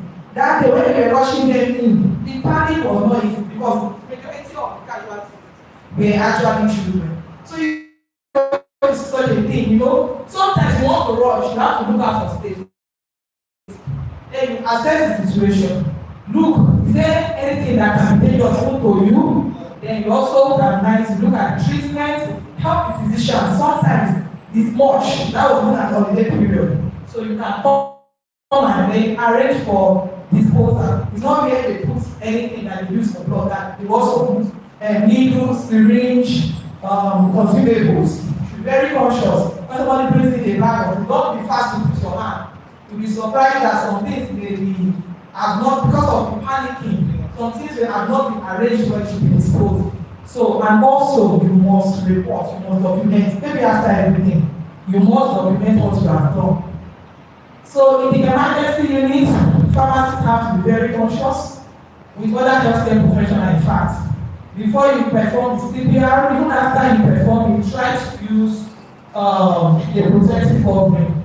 Then after the CPR, Because sometimes you don't even know the patient, wash your hands. Then you want to minimize cross infection. As you are working there, you also have to carry some protective equipment. Don't wait for government to buy for you first. Because some person, we don't have now, so you now expose yourself. And when you get home, the first people that come and greet you are your kids, and you expose yourself. And they come, mommy, that they will also be exposed. So the cross infection. So at least if possible, right now most hospitals they wear what goes. I mean scrub. They wear scrub. And you is come to see you wear scrub inside the camp. Yes, so many persons do it. When they are going home, they go with it and they will join other people will join them in that day. You don't know what happens. In the past, we used to have physicians to wear their what goes, even to the canteens. Without even complaining. So that has even been and they hardly do it. But just know that for everything that they use to attend the patient, there could be something still around what they are doing. So you have to be very careful. So you can help yourself by buying some for yourself. If your institution does not have, like my institution where I work, sometimes they don't have. I will ask some. If I'm really working in that unit, I protect myself. I wear my glove before I attend to patients. Then the cardiopulmonary resuscitation that we say is CPR is a technique that everybody should learn to. Because sometimes people that declare dead is not actually dead. So when you do this CPR, when you know how to do it, sometimes you begin to come back to life. So the American Heart Association recommends that you start CPR with a hard and fast chest compression. So when they are doing it, they put it the best. It should be hard and it should be a chest compression. So the difference between doing something and doing nothing could be someone's life, and it could also be someone very close to you. So that's why we should learn it. We should not say it's not my line. I'm not a health professional, but definitely all of us here are health professionals. So, like I said before, when you want to do CPR, you look at the environment. Is it safe? Is this person conscious? Is this person unconscious? If the person is conscious, the route you take is different from what you do when the person is unconscious. So establish that. So you have a very faint pulse check whether then try to find out whether the person is unconscious. How do you find that? You whisper at the person's ear. If you know the person's name, you call the name. Hello, Helen, you call. Sometimes they will not be able to move, but you can get that person trying to respond. Then you can ask loudly, are you okay? And if the person doesn't respond, there's something else you can do. You see, this AUD is a problem. It's a very, it's not cheap. That's what I am actually trying to say. There was a time I was discussing with this pension. Encourage all the pharmacy to have it. But it's not cheap, that's the issue. Because sometimes they can bring in somebody, or they can come and call you. Pharmacist, please come, somebody just slump. And you are going with your bare hands. You don't have any AUD to assist you. It helps a lot. You can do even what the hand cannot do. So if you are alone, when you know what you can do, you can call the emergency number. We have different local emergency numbers, but in the overseas, they have the one that respond promptly, the 911. Once they call, they just begin to ask, where are you? They are coming with the paramedics. The support here, you know it's not like that. Sometimes you don't even know who to call. So even the people that have vehicles, you'll be getting too. So do the one you can do. So as soon as you notice that you have the AUD, then you begin to deliver the shock. Then you distribute it out. Now, the American Heart Association made it very easy for us all to remember the steps that you do, the compression, then you check for airway, then you check for breathing. Now, most of the compression that you do is not to mimic the heart. The heart cannot stay more than 5 minutes without walking. Because when there is no perfusion of blood, oxygen reach blood to the heart dies naturally. So that period is trying to go, you do the compression to actually mimic the heart, then the heart to pick up. Although it involves using the hand to push that heart and fast in a specific way. And when there is cardiac arrest, so that the heart cannot pump blood to the rest of the body. And that also includes all the organs of the body, blood, lungs, liver, and all that. And they will be stopped there. So what happens? This compression will help to keep this blood flowing. But if you begin to notice that there is sinuses that begin to set in, maybe you see blue coloration, maybe at the extremity, you know that blood is not getting there. The person is dying. So there are certain steps you need to follow to do this CPR. At least 100 to 120 kiss of life. You use your mouth to cover the person mouth. There will be no space. Sometimes it's the nose for babies. And use the nose. You use your mouth to cover the baby's nose. And then you need to compress. Yes, it's hard, even for baby. But you should be milder. And then for a child, maybe from 1 year to 30, it's the same process, just that for children, their own space is not as much as an adult. And that for women to do it well. Then the AUD should also be handy. And then for a child through puberty, you can place the child on maybe a table like this, and then you do the hard and fast 100 to 120 compression in 1 minute. That means you have to be very, very fast. The 2 lines from each other and then for a trained CPR, you also do the opening of the airways and rescue breathing. So cardiac arrest in children is always due to lack of oxygen, but you have to follow this compression. When you do the compression, you do airway, then you do breathing, you continue to do that. Then if it's always good if 2 people can do it, somebody, because it's actually tiring. If one person does, then the other one will continue, they begin to share how to do until they help or the baby comes up. Then for 4 weeks baby or older, you will do a gentle compression, about 1.5 inch above before centimeter. So you count as bad as you push. Then you need to push at the rate, say 120 to 100 to 120 in minutes, just like you do to the adults. So this is what we're talking about. You can see what the lady is doing. One hand is on the other one, they identify the hand, they begin to do it. You do it. First of all, you approach the place safely. You have to also look at your own self. Because you say you want to help, so people, because they want to help, they've actually injured themselves. You check for the safety, you check for response, you shout for help. So that if you see any other person wants to help you, then you open the airway, you put the person's head up, make sure just the way the head is, let it be facing up. Then, while you are doing this, you call for help. You call for help. Don't always feel that you can handle it. You call for help, then you begin your 30 chest compression, then your 2 rescue breaths, what we call the kiss of life. You do that, then you put the breath, you do it again. Sometimes you do. It is what you have done that is making the chest to elevate. Some people will think the patient is actually coming up. Sometimes it's coming up, but it's like a differential diagnosis. You have to know whether it is the air that you put in that is making the chest come up or the person is actually breathing. Then, like I said, when possible, change CPR operator every 2 minutes because it can be very, very tiring. I have an experience, but I don't know if time will permit me, I will just give briefly. So if there is more than one rescue present, they should change like what we have. One person will be doing the chest compression while the other one is doing the CPR. Now this CPR, I mean the breathing, some persons used to feel that I know it's not easy for you to put your mouth over somebody, but in an emergency, then in more developed countries, there are some things you use to cover the person's mouth for you. But yeah, even in our A&E, we've not really had that.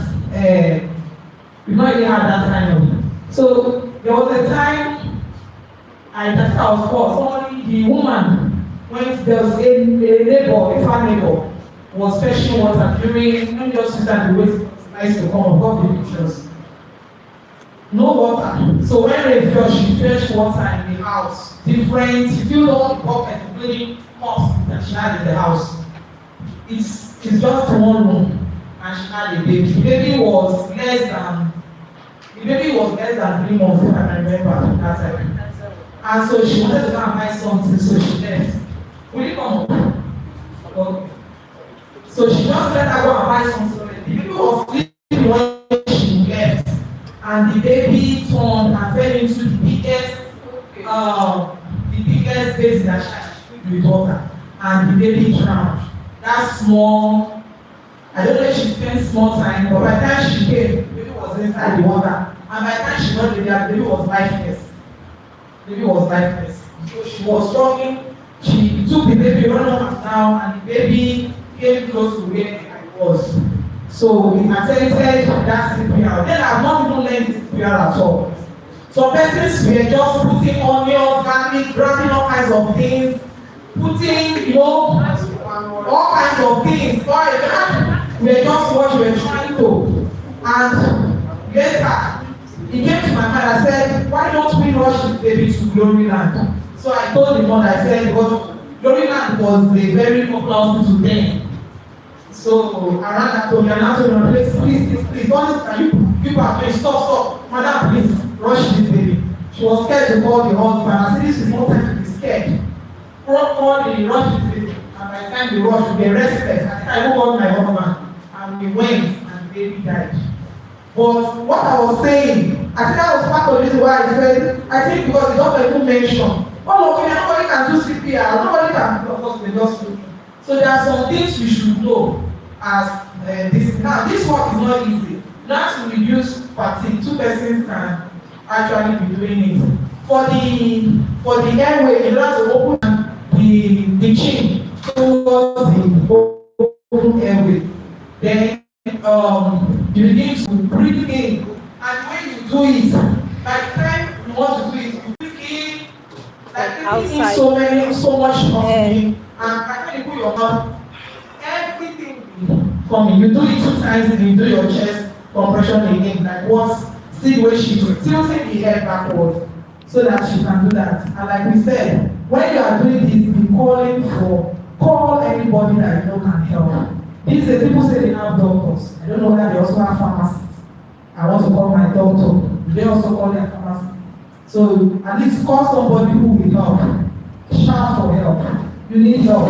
Sometimes you think it's something you can handle. By the time you start, you know you need help. Now, the 30 chest compression and the 2 rescue breaths. The 2 rescue breaths is done once. The 30 is done at once. Do that at once before you do the 2 rescue breaths. When you do this 32, it's called 1 circle. So sometimes the physician can ask you, how many circles have you done before you came here? Then you can say, okay, I've done like 15 circles. The 15 circles we need is 32, 1, 32, 1, 32, 1. 15 is that you've done this thing up to about 15 times. So you know this is how many circles. When you say, I don't remember, I've just been doing it. So people are they don't even know. When they do 1 chest, they do press, they do 1 chest, they do press. It becomes salad. There's a reason why it should be 30. Is to help the heart come up. So when you do 2, you jump to breath, you do 2, you jump, you are even organizing the whole thing. So it's good to, even if you can't count exactly 30, let it get close to 30. Because when you are in confusion, it's not the same thing like when you are relaxed. So the rescue breathing, like we said, it can be mouth to mouth, it can be mouth to nose.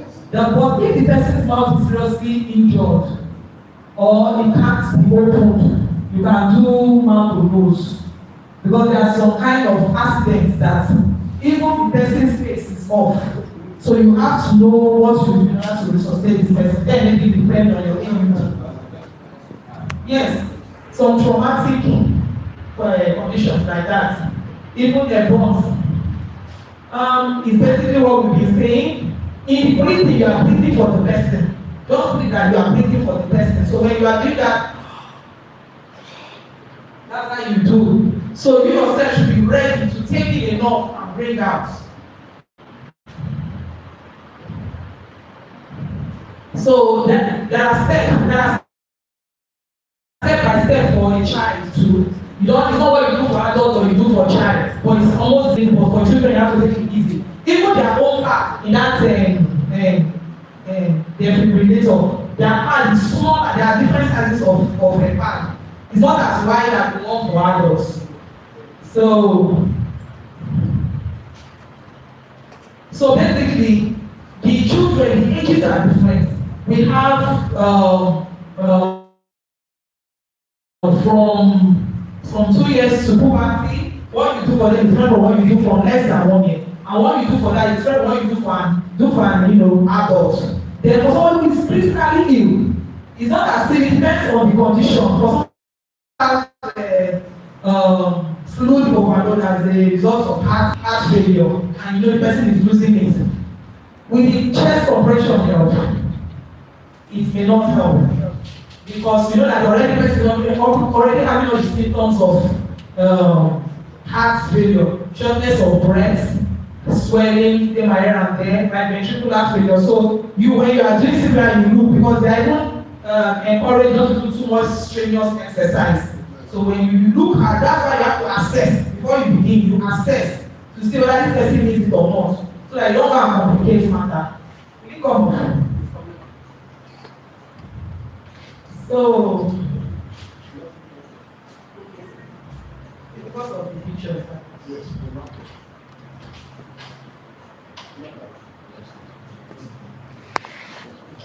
Ooh.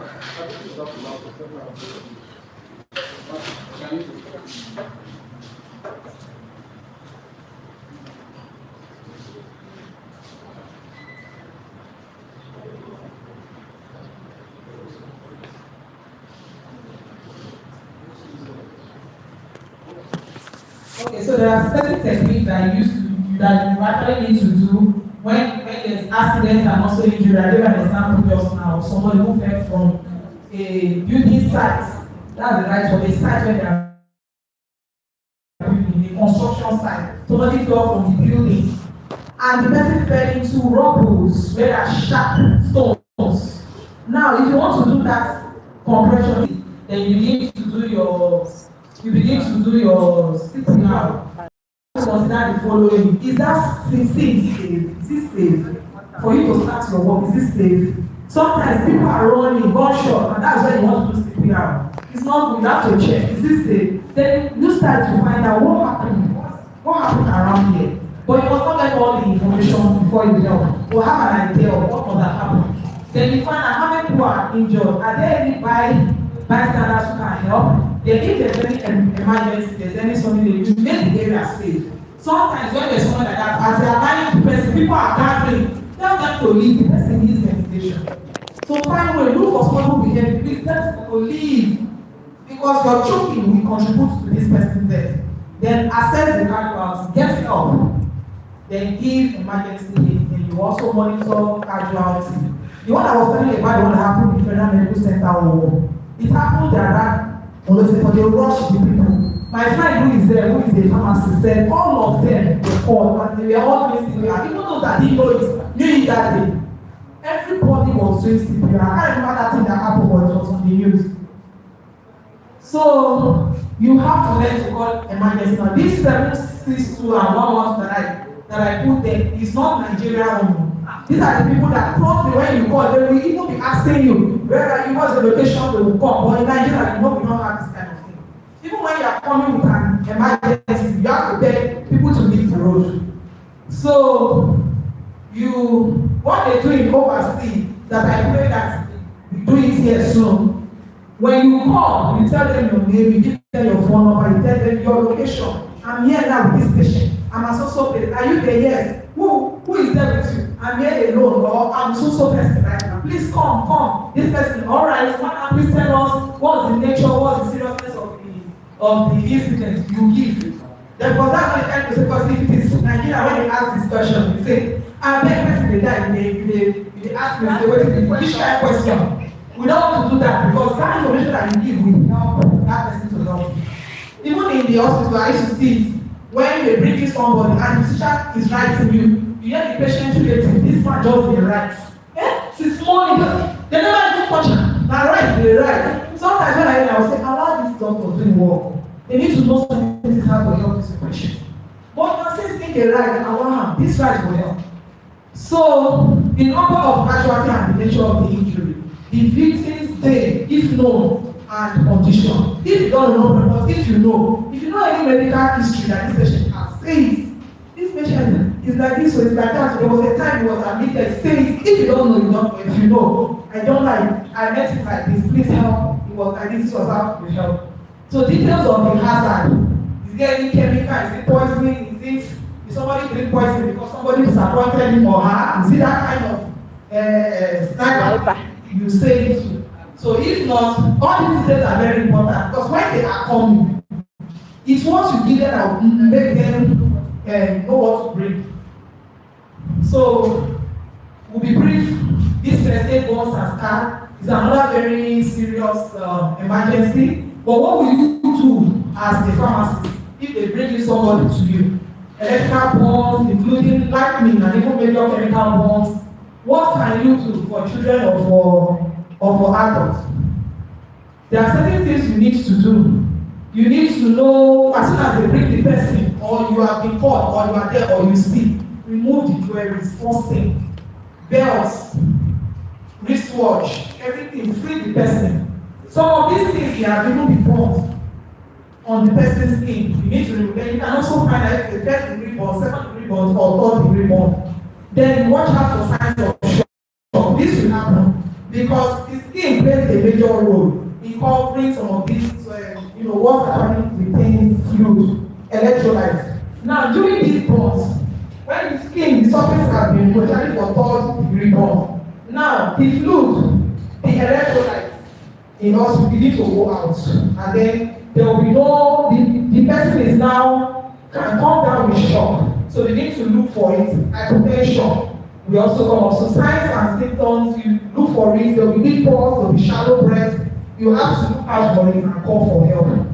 Then what you can do as a first aider or as a first responder is free the person. Please don't attempt to, for the ones that have burnt the clothes to the skin, don't make attempts to remove it. I've seen people who will try to remove it, don't make attempts to remove it. Do the one you can do, stop bleeding, try to take the person out. If the person who wear a lot of jewelry, even when they are sleeping, remove everything. And then so that when the person is going down, because by the time the person doesn't go, attend to the person in a hurry. Then you cool the burn, you hold the area under cool but not cold. Like running water under 10 minutes. This one is for minor burns. So minor burns like the ones in the kitchen or but for major burns, but even that minor burns, you remove all those tiny things, then you apply that some. Today we have this that has been clean stuff for what's the generic name? Then has been clean. Yes, so that one you can use it. Then you can also bandage the burn if you have. Then you wrap it loosely so that when they get there they'll be able to attend. But then you can give any of the painkillers. But don't insist on treating. It's not your area. But the first aid part you can do it. Then for insects and bites, there are some insects you can overlook. But there are some of them, even while you overlook them, they do not bite you like that and just leave you. There are some things that they have left with you. And some people also react on top with some kind of severe allergic reaction, which they can see much later or they can see immediately. So what do? You first of all, you are in a place and then you notice something. What do? Move out from that place. Even though you think what has done that to you, the first thing is to move out from that place. Then if you see a safe place, you can look for soap and water and then wash the place. And then look for calamine lotion does a lot of work. It can help you to make the place not itch anymore. Baking soda, then we have the hydrocortisone cream that also. But these are not immediate, but these are some things that can be found in the first aid box. So the question is, do you have a first aid box you have at home? Because if you want to be a first aider, you should have a first aid box. Then from time to time you remove the drugs that or sometimes they expire, you have to be putting new one. Then because of the itching, you give an antihistamine. The most common one is loratadine. Then human bites too. Sometimes we think because the person is my husband, is my sweetheart, his bites will not do me anything. It can do you something. So So human bites can be very, very dangerous and can even be more dangerous than even animal bites. So when that happens, people are saying that when we dey fight, now you actually nothing will happen. No. Let the person take action. To take care of human bites, sometimes there is bleeding. If there is bleeding, you wash the wound, apply a clean bandage and seek medical help. Sometimes, if you don't have anything at least, make sure that you give insurance for those who are not taking booster shots. But there are some who are taking for the ones for within 5 years. You may not need to. So we talked about other bites like bats, that carries rabies and all that. You need to also know what you should do. The recommended for bats is that even those who are sleeping are waiting to find out that the bat has beating them, they should seek medical advice and they should not take it for granted. So in all this, they should get a booster CT injection. Snake bites. Snake bites. Snake bites are very, very dangerous, but it's not all snake that are. But it's not for you to begin to know which snake is dangerous or which snake is not dangerous. But when that happens and you notice there's a bite, if you have anything around you like phone, you can quickly snap if you see the snake, so that it's easy for them to get you the antivenom. But if you not see the snake, no problem, you will still be able to. But if you have a phone around, you can snap, be able to identify the snake. Now there are so many things people do during snake bites. People tie, and when people begin to pause. Yes, we are not saying that native treatment does not work, but there are some time that you do that can even cause more issues. So there are many things that the person needs to do. When you get the slides, you will see. Then you also call for help. Then while calling for help, like we said before, you remove all your jewelry, clean the wound with soap and water, cover with a clean dry dressing, and then you can apply ice and don't force the wound. That's the one they do here a lot. It works, but I don't know whether people are not experienced. But don't try to capture the snake. Some people will want to capture it. Don't try to capture the snake. Instead, try to remember the color, the shape. In overseas, it works very, very well. You can tell them you get that. But here, maybe because they are orphan drugs to some extent, you don't want to stop all kinds of drugs. So sometimes before you need to order, the person is almost done. So you just give the generic anti-venom that takes care of majority. So some of the symptoms, the person begins to have labor breathing so hard and there is taste in the mouth. So once you begin to confirm how you feeling, the person is looking for you know that the venom is beginning to go around. You begin to see how you can rush the person. So if there is severe bone pain at that site, severe swelling too. Yes, this is the musculoskeletal injury I talked about, fracture, breaking of bone, one bone or the other. What do you do? Rest the injured person, limit the movement, let the person stay in a sitting or lying position, apply ice. This is what they do in our orthopedic, in FMC, they call it rise, rest, ice, compression, elevate that particular area that has that issue. Then within that time, the orthopedic surgeon will come and the next thing they will do is to find out the kind of fracture. Is it the one that is scattered or the one that's just so they check it, they use X-ray to check that before they know what to do to the patient. So the conclusion is that I took this coach from another TV and I said, never worry about numbers. Help one person at a time and always stay with the person nearest to you. Thank you. Thank you very much. Question, no, plenty questions. This one. All right, we're going to take People need to have questions. Okay, one, two. I have 2 questions. Yes. That's 2 questions. Okay. While we are taking the questions, for those of us that are yet to write our names and attendance, please do so. Also, please include your PCN number. Very, very important. Let's start with Mommy.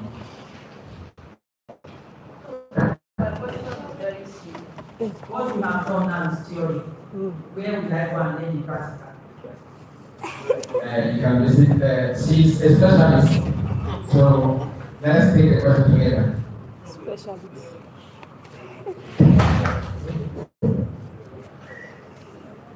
Thank you, ma'am. I want to know then anatomically, what is the significance of the recovery position? Then, secondly, you mentioned about first aid box, as in equip your first aid box with certain drugs. I want to know legally, is it advisable? So because the last first aid program training that we had, I think the guide informed us that as a first aider, you don't administer drug. So I want to know the one you talked about, is it only for pharmacists or generally that you can administer drug to as a first aider? Thank you. Thank you. So just address these two questions and then. No, Where's the second person? I thought you just have questions. It's important. Allow my three questions, please. Okay. If something maybe after yourself can still answer. And then the legal education. Yes, please. If there is no time, I can still answer after now. Just Convulsion, man, it happens mostly at home among our children. How are we going to take care of convulsion at home? And also, snake bite. What are the first things we are going to do? Like this tying thing, I know they used to put something tight. Like, what are we going to do before?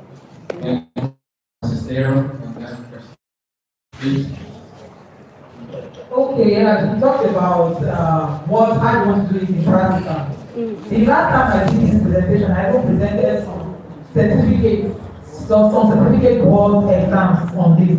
The lot has been going on. In fact, I thought of doing that, but I felt many people are already certified. Who has not been certified? Basically, I support too. Recently, I saw some persons who tried not to do it, and so there are so many organizations that are doing it. I belong to the Pharmacist Association of Nigeria. There was a time they did it, certified us. Then we did a reviewer again. Then also, we also have our wonderful West African College of Pharmacists, WAPCP. If you are in clinical pharmacy, you don't have any problem. If you choose your special in cardiology, renal, nephrology, or critical care and specialized nutrition support, you get this training done. Normally, they are supposed to do demonstrate with even dummies. They are supposed to put here and ask some person, okay, after watching, oh yeah, you do this test, you do this test. There is a situation that I just quickly just put in that matter of the woman that forced me. I've seen when somebody said he doesn't even know where to start because the person is actually positive. So they will teach you how you can pack the rest and do this work well. Then for children, they will teach you. So there are practical ways and there are so many organizations and there are so many. Then for the first aid, who is not the first aid again? Every pharmacist in Bayelsa State is. All of us went for that training here in Bayelsa. Okay, the majority went. And we are even due for another one. So that one, they will teach you all this is what you need to know. But maybe I will send maybe on the time, I'll send Dr. Bruno if you want to learn this basic life support. The certificate not applied, you will get it. I remember the recently I saw Pharmacist Barrow going for that training 3 days in Port Harcourt event, just last week or so. So I know those things are ongoing. Then for the question you asked about, yes, that recovery position is just as the name is recovery, it helps to recover. Just imagine somebody who has an obstructive airway. The person is choked already. Then you are checking the chest with that chest. But if you're able to lie the person, put the person, the speed, everything will go down. And that position actually helps. Sometimes they even come up with breathing their posture before you carry. So sometimes, most times, when you rush some patient in the office, sometimes the doctors always ask, who carry them home? How you carry them? It's because of that they carry them. Sometimes they're trying to very patients who have great tension in their bones and all that. Sometimes when you carry people worsen, the person may never work. So even if facilities in that they will have Among wheelchair. It's not everybody you see in wheelchair, on wheelchair in FMC that cannot, that will actually carry the wheelchair. It's because of movement sometimes. Just to move the person from transfer of care from one unit to the other. Sometimes while they are here, they need to do tests. You move them again. How you carry them is all matters. Play. decide to lie the person, left to right. So anatomically, because I think we were considering anatomic class that the heart is a bit closer to the left hand side, I think so. And so now I want to know, because you placing the person at that position, does it has any, maybe like helping the heart, you understand? Yes. That is just what I want to know. Whether there's any research about that, because if you place maybe somebody that is actually having a heart issue now, maybe if you place the person towards that left hand side, maybe it's going to worsen it, or you understand what I'm saying? So that is what I'm trying to say. Even sleep position, there are some recommended sleeping position. That is what I'm just Some people say head up, some people say side, some people say left, some people say right, but it's the recommended one to avoid some certain things. Because when people Sleep on your left hand. whether they know or not, and speed can go and do even while you're sleeping fast. So in those kind of positions, those things will hardly happen and issues. I think you asked about whether pharmacists have rights to. Generally. Okay, yes, generally, I told you that first aiders are ordinary people. They call them the bystander. Most of them are not healthcare professionals. Like the first aider took us. Majority of them, just one or two the coronary, they are among the people that took us. The rest of them, they're not. So they don't have rights. They don't want to have rights. But we pharmacists, we have the rights. legally. Yes, legally. Right now, what kind of? You have the right. You know why? Because it's an added advantage. Because first aid is for everybody, but for others is doing is an added advantage for you. So you have the right to carry, you have the right to dispense, and you have the right to pay. Please, I want to talk about when we're talking about positioning. Yes. You know, for people who have less condition, they will always tell you, land down on your left is the best, and then maybe on your back. If you go to the right side, for people who have cardiac issues, you worsen the situation. So you see that position on the left actually helps the position that is confirmed. That is good. Okay, that's what I was thinking. Let's put this together for mommy has thrown some light. Just to add, mostly I don't answer my pharmacists question. for I don't respect try. is advised that for the patient, apart from emergency, they don't allow them to sleep straight.